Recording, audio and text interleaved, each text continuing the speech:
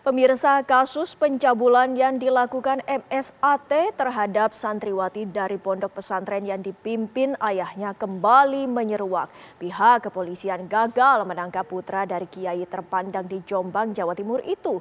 Dan langsung saja kita bergabung dengan reporter TV One, sudah ada Goldi Gumilang di Jombang, Jawa Timur. Selamat malam Goldi, apa informasi terkini dari upaya penjemputan paksa tersangka yang dilakukan pihak kepolisian? Silakan Goldi. Baik Widi dan pemirsa, kali ini kami berada tepat di depan pintu gerbang Pondok Pesantren Sidikiyah Ploso Jombang.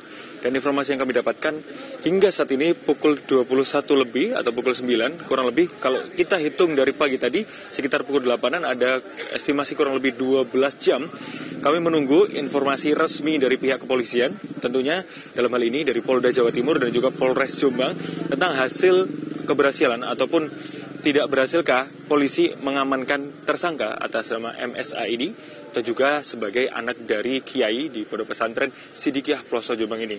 Informasi yang kami dapatkan bahwa tersangka ini sudah diamankan di dalam pondok pesantren. Namun untuk lebih jelasnya, kami masih menunggu statement dari pihak kepolisian. Tentu dalam hari ini yang kami maksud adalah Kabid Humas Polda Jawa Timur, yaitu Kombes Pol Dirmanto. Kami masih menunggu informasi ataupun statement resmi dari pihak kepolisian apakah memang benar bahwa tersangka atas nama MSA ini berhasil diamankan oleh pihak kepolisian.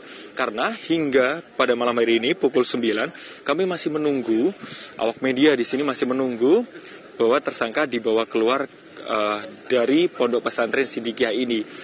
Dan situasi terkini di pondok pesantren ini, banyak sekali masyarakat yang berbondong-bondong ke pondok pesantren untuk menyaksikan proses penangkapan dari tersangka kasus pencabulan terhadap santriwatinya ini. Karena memang kasus ini menyita perhatian atau menyita atensi dari masyarakat tentunya di wilayah Jombang maupun di seluruh Indonesia, karena tidak hanya sekedar pencabulan, namun proses penangkapannya juga lumayan lama. Jika dihitung dari penetapan tersangka di tahun 2019 hingga tahun 2022 ini, hingga tersangka ditetapkan sebagai DPO atau daftar pencarian orang. Dan saat ini adalah penyergapan yang kedua. Kita tahu bahwa pada hari Minggu tanggal 3 Juli penangkapan paksa juga dilakukan oleh Polres Jombang, namun tidak membuahkan hasil negosiasi maupun pembujukan secara persuasif telah dilakukan Polres Jombang. Namun dari pihak pondok pesantren sendiri menghalang-halangi atau tidak kooperatif terhadap petugas, terhadap kepolisian untuk menyerahkan tersangka atas nama MSA ini. Dan pada hari ini kami juga masih menunggu apakah pihak kepolisian benar-benar berhasil menangkap MSA ini, karena informasi yang kami dapatkan ini kami menunggu konfirmasi resmi dari pihak Polda Jawa Timur. Selain itu, pada siang hari tadi ratusan dari personil gabungan antara Polda Jawa Timur dan juga Polres Jombang ini berusaha masuk ke dalam pondok pesantren.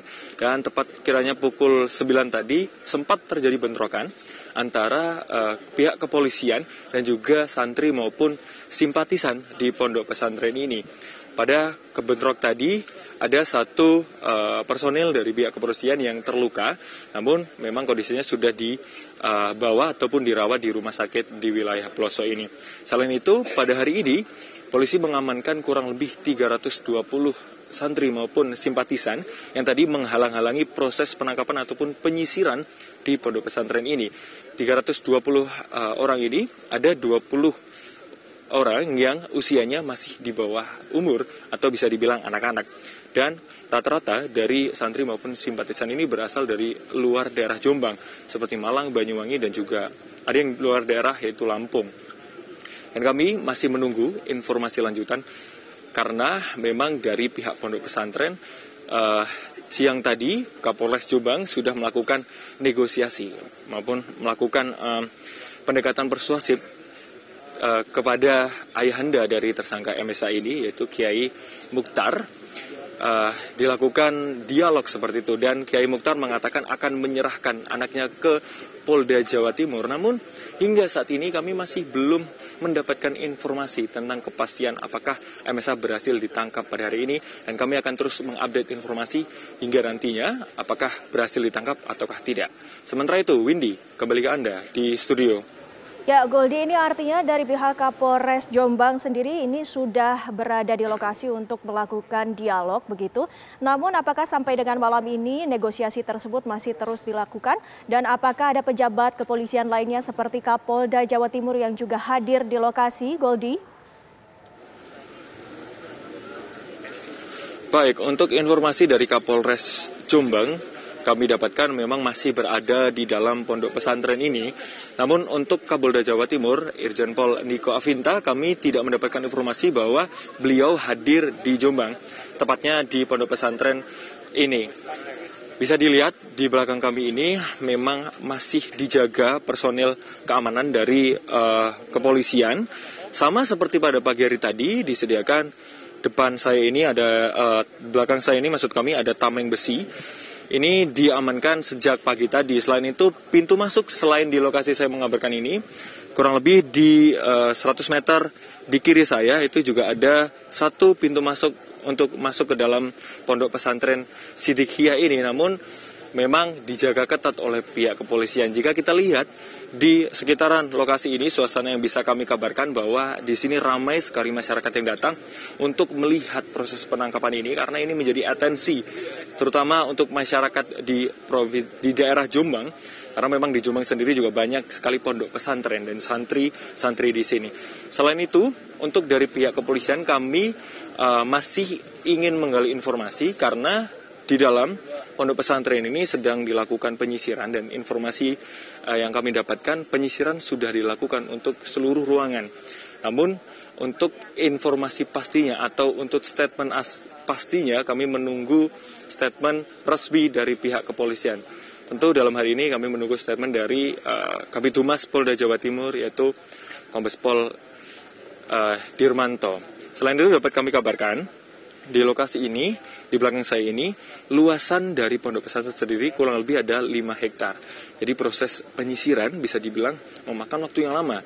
Kurang lebih, jika kita hitung dari jam 8 tadi, ada sekitar kurun waktu 10 jam lebih untuk melakukan penangkapan. Dan hingga saat ini, kami masih menunggu informasi lebih lanjut apakah tersangka berhasil diamankan.